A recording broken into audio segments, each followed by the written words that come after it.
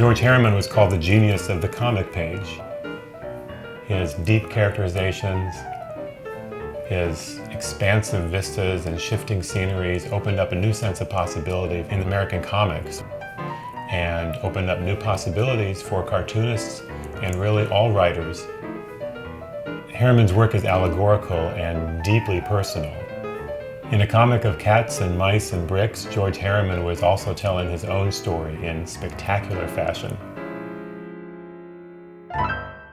There must be somebody else. You ever seen a picture of Herriman?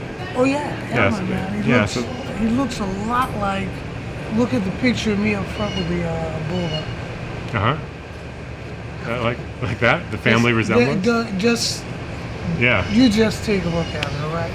George Joseph Herriman was born at home on August 22nd, 1880 in the Treme neighborhood of New Orleans.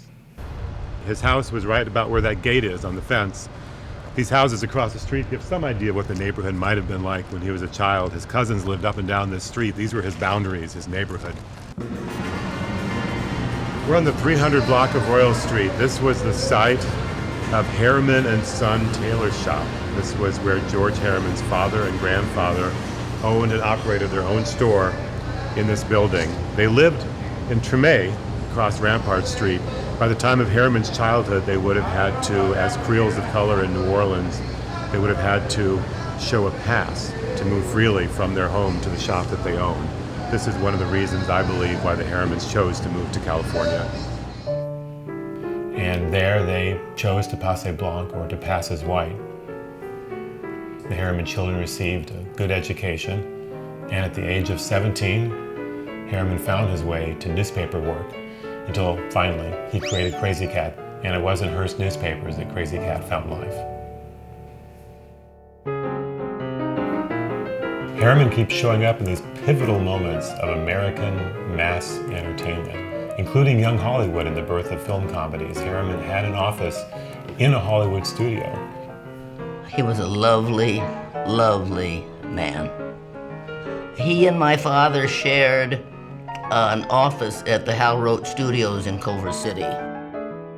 Herriman's Krazy Kat and Hollywood film comedies grew up together. So these are Herriman's own maps. California, New Mexico, and the Arizona desert. These are how he found his way to the places that he loved. When Herriman found the desert, he found his home.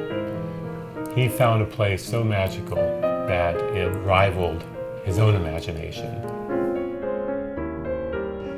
He was a very private person. His life and kept to himself. He married, raised a family, suffered great personal tragedy, found love more than once, and built a home for himself up in the Hollywood Hills.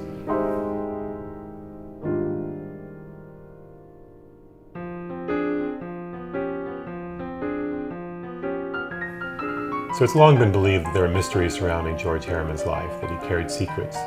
But I think the real secret and the real mystery is, how do you create art out of your influences and out of your lived experience?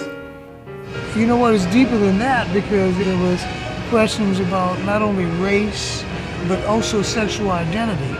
It was a whole perspective of, life. You've read your Krazy Kat, huh? Yeah. And it's my hope that a biography of George Herriman will give readers more points of entry into understanding and appreciating his most amazing art.